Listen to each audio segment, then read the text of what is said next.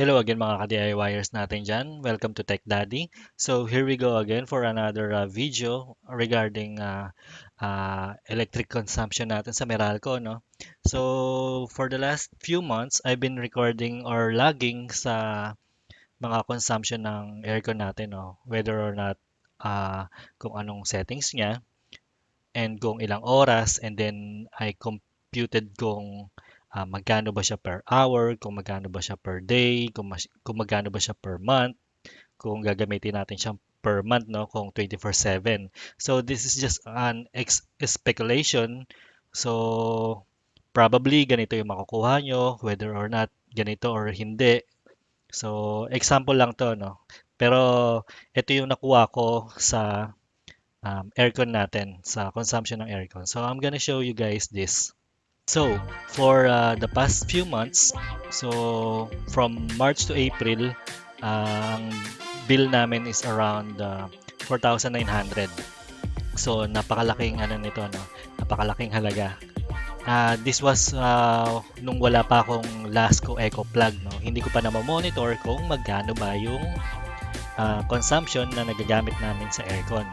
So, nung nakuha ko na siya nung April, so I've learned kung gaano talaga kalaki yung settings na ginagamit ko na nakoconsume niya sa electricity bill namin. And then, I tried this and that, yung iba-ibang settings like 24 degrees Celsius na eco mode. So far, ganun lang yung nagiging test ko for the last few months, no.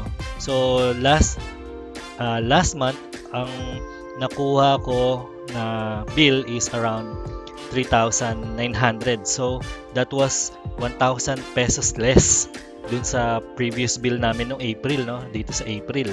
So nung May, last month ang bill namin is 3,900. So ang laking tipid, di ba? So ito yung ginagamitan ko ng settings na 24 degrees, 25 degrees, 27, mga ganun, no? So, ito yung mga times na nag-experiment ako, kung ilang oras, 12 hours, 24 hours. So, ito yung rigid month talaga na tinest ko yung capacity ng aircon natin and yung mga settings na makakatipid tayo. So, ito na nga, nung June, lumabas na yung bill namin. So, ito yung bill. So, ito na yung regular bill namin, no? Kasi ito na yung regular use talaga na ginagamit namin.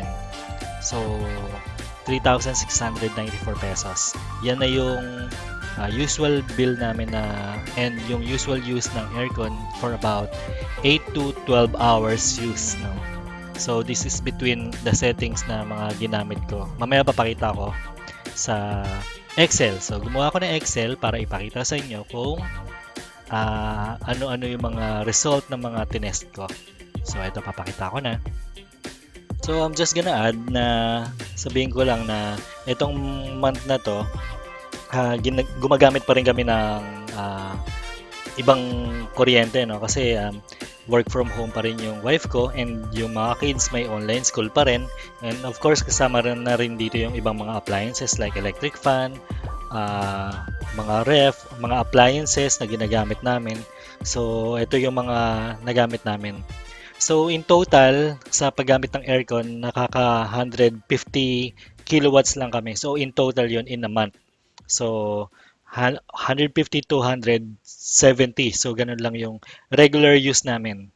So, ngayon, ito, kasama na dito yung 150 to 170 watts na kilowatts na ginagamit namin dito sa 3,694. So almost half nung consumption namin ng aircon dito na pupunta. So kung i-compute natin yung consumption natin, plugin na natin 160 kilowatts per month tayo, no.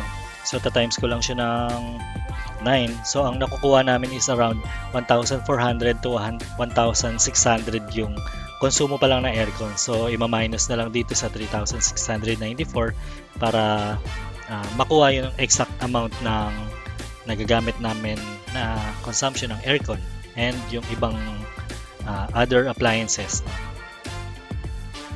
So ito, gumawa ako ng Excel. So kung makikita nyo, meron tayong mga different settings, different hours. Ito, kung kailan to, kung anong date, kung ano yung settings. Ito, settings, kung ilang oras, kung anong anong watts nag-start, kung ilang kilowatts nag-end, and kung ilang total kilowatts na nakuha within those hours. And ang baseline natin is 9 pesos, no? So pwedeng ano to, pwedeng 9.5, pwedeng 10, pwedeng 8. Depende sa ano niyo, no, sa location. So for now, gagamitin lang natin tong 9 for baseline, no?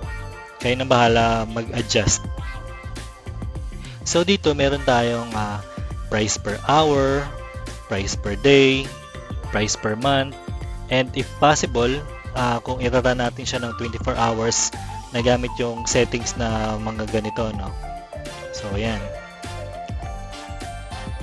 So last few months nga na nag-try ako mag-log ng mga different settings. So nag-start ako nung May, no? So talagang nilag ko siya dito sa cellphone natin, and then nilagay ko na lang siya dito sa Excel. So bakit 13? Kasi nagre-reading yung Meralco rito for about every 12 month of the day, no? 12 day of the month, yun. And then the next day saka ko palang makikita yung magkano ba yung nakukuha namin sa Meralco via Meralco app or mismong webpage nila. So ito yung mga nakalag ko. Hindi to perfect, may mga kulang-kulang dito na days, hindi ko lang siguro na ilog, pero mostly ito yung nagamit namin this month hanggang June 12. So recently lang. So let me just explain. Noong April 30, 24 eco mode yung gamit ko na settings. So 12 hours na namin ginamit. So ang total kilowatts na nakuha is 4.63. So ayan, medyo okay pa rin yan kasi for 12 hours, no? And then binase ko siya ng 9 pesos nga, no? So itong nakuha ko na 4.63, dinivide ko lang siya ng 12 and then tinimes ko lang siya ng 9. Kaya nakuha tong price per hour. So ganun lang, no? So ang price per day niya, so ito na nga yung 41.67, no? So ayan. And kung gagamitin natin siya for a month, for a settings na 24 eco mode ng 12 hours ng everyday hanggang isang buwan, so ito yung possible na makuha nyo sa bill, karagdagang bill sa Meralco. So possible lang siya, speculation lang to kasi syempre iba-iba rin yung takbo ng aircon natin. Variable speed kasi yung compressor natin, no? So nagme-minor siya, nagbababa siya ng gear, minsan nagtataas siya kung kailangan palamigin uli yung room. So ganun yung settings natin or yung takbo ng compressor. So hindi siya perfectly na magiging ganito talaga yung makukuha nyo for every month or every kilowatts na makukuha nyo. Hindi talaga siya perfectly na ganito. So if gagamitin naman natin siya, let's say 24 hours a day na running ng 30 days, so ito yung possible na pwede makuha natin, 2,500 with a settings of 24 eco mode. So yun yung pwede natin makuha in a month kung 24 hours natin siyang papatakbuhin. So marami pa rito, marami pa akong nilag dito. So mostly 24 eco mode lang ako. So naglalaro lang siya between 24 eco mode, 25, 26, 27. Pero yung 27 kasi medyo mainit na sa amin yun kasi 4 kami rito, no? So 4 yung heat load na pwedeng palamigin ng aircon natin or karagdagan papalamigin ng aircon kasi nga 4 yun. So add ko na lang din, no, kasi syempre factor din to sa pagpapalamig ng aircon natin. So yung kung ilang tao yung nasa room and Siyempre, kailangan niya rin palamigin yung heat load ng tao. Siyempre nagpo-produce pa rin ng heat yung mga tao, di ba? So, karagdagang papalamigin ng aircon natin yon. So, another example ng factor na pwedeng magpataas ng bill nyo is yung appliances. So, meron kaming appliances dito, syempre kasama pa rin sa heat load yun, mga laptops, mga ref, iba-ibang appliances. So, kasama pa rin sa heat load yun. So, kasama pa rin papalamigin ng aircon natin yun kung sakasakali. So, isa pa, dalawa yung pinapalamig naming room sa 17 square meters na dalawang kwarto, no? So, isa pa yun. Kasi nga, hindi lang isa yung pinapalamig niya, dalawang room. So, ang ginagawa na lang namin, binubuksan na lang namin yung pinto sa kwarto and then nag-a-add na lang kami ng electric fan para mag-circulate din yung hangin dun sa loob. So, ito na nga yung mga iba-ibang settings natin. Meron ako 25 eco mode, 25 auto. Meron tayong 27 normal. So, chine-check ko rin kasi iba-ibang temperature. So, kasama pa rin dito sa 3,600 natin na bill to, no? So, kasama pa rin tong consumption natin. So, meron din ako dito ang tinest na dry mode. So, ayan, kung makikita nyo. So, iba-iba. Meron din dito dry mode. Tinesting ko ng 12 hours. So, sabihin ko lang sa inyo guys, no, hindi ko pwedeng i-recommend yung dry mode, especially dito sa ginagamit nating aircon, no? Kasi ang ginagamit kong aircon is inverter grade lang siya. So, hindi siya fully inverter na katulad ng ibang mga binibenta sa market. So, hindi siya ganun ka tipid talaga. Although tipid na rin to sa mga settings na ginagawa ko, pero syempre mas makakatipid pa rin kayo kung fully DC inverter yung ginagamit nyo. So sa dry mode nga, hindi ko nire-recommend sa model namin kasi nga malakas siya sa kuryente. So kasi tinry ko to for about 12 hours. Ang nakuha namin is 7.28. So usual na consumption namin is around 4 hanggang 6 lang, no? So ayan, pero dito 7.28. So kung irara namin siya ng mas matagal, mas malaki yung makukonsumo namin sa kuryente. So palagay natin ito, yung price niya, palagay na lang natin sa price niya. So in an hour, pwede siya makapag-consume ng 5.46 pesos, no? Kumpara natin sa nakuha natin na 24 normal mode na 4.89. Pero syempre kung naka-eco mode tayo, mas makakatipid tayo. So ang nakuha ko dito is 3.4. So this is for 12 hours itong tatlong to, no? So ayan. So syempre, saan kayo? Anong gusto niyo? Mas tipid or mas mahal? So yun. So dito naman ulit tayo sa dry mode. Kung irara natin siya for a day ng 12 hours, 65 pesos yung magagamit natin.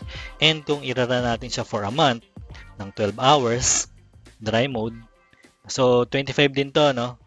25 dry mode din, no? So ang makukuha natin is 1,965, no? So ang laki niyan. So kung i-24 hours naman natin, no? Itong dry mode natin. So ang makukuha natin is 3,931, no? This is a whopping 3,900 pesos. So sobrang laki, di ba? Hindi ko sure kung ganito talaga yung kakalabasan. Siguro siguro more or less lang siya. Pero mostly ganito yung makukuha niya. Kasi dito, nag-base tayo sa pag-run ng 12 hours, no? So, times 2 lang. So, ayan. So, hindi ko rin siya marirecommend mostly kasi malakas siya sa kuryente. So, secondly, may mga nagko-comment na hindi raw maganda to sa kalusugan. Meron pa nga nag-comment na mga may allergic rhinitis daw, hindi raw sila gano'ng makahinga. Kasi nga syempre, dry air yung nilalabas nito. So parang maano sa lalamunan, dry nga siya, ganun. Siguro hindi siya healthy. Kung i-run nyo siya for more than usual hours. Siguro pwede nyo itong i-run ng about 1 to 2 hours or 3 to 4, pero longer than that, bukod sa makakalaki ng kuryente and hindi rin naman healthy sa katawan nyo. So, yun. So this is solely basic lang natin, no. Basis lang natin is yung aircon na Matrix. Maybe iba-ibang results sa iba-ibang brands, iba-ibang models. So this is solely from Matrix only yung basis ko. So pwedeng iba talaga. So this time, check natin kung magkano ba talaga yung pinaka-tipid na nakuha ko. So let's see. Check ko lang tong price per hour and then isusort lang natin. So sort natin siya from smallest to largest na. So boom, ang pinaka-mababang nakuha ko is 2 pesos and 2 pesos and 18 centavos. It's the mind-boggling, eye-popping, all new. So, nag-run ako dito ng 26 normal mode ng 10 hours. So, lately lang pala to, no? Ito, June 12. So, nag-run ako ng 10 hours and ang nakuha ko lang is 2.43. So, ayan. So, kung i-run natin siya ng a month, ito yung makukuha natin, no? So, sa 10 hours na yun. Kung i-run naman natin siya for 24 hours, ito yung makukuha natin. So, 1,574.64 pesos. So, kung 24 hours na yun, no? 24 hours na 30 days. So, ito yung possible na pwede natin makuha. 1,600 palagyan na natin. So, i-round up na natin itong 1,500 na to, no? So may kinalaman din dito yung panahon, no? Siyempre, June na, medyo malamig-lamig na yung panahon. Medyo naglaylo na si summer. Kaya siguro, kaya medyo bumaba tong consumption natin kasi hindi na gano'ng nahirapan yung aircon natin. So, ayan. So, yun lang guys. Thank you for watching. Pasensya na kasi sa medyo mahaba-habang video na to. Kailangan ko lang explain and ipakita sa inyo yung mga settings ko, kung saan ako mga nakatipid na settings, kung ilang oras, and possible kung magkano ba siya per hour or per month, no? So I hope you like this, guys. Thank you for watching Tech Daddy. Thank you for your support, and if you like this video, please click like, subscribe, and hit the notification bell for more videos like this in the future sa mga tipid tips natin. Maraming salamat. God bless.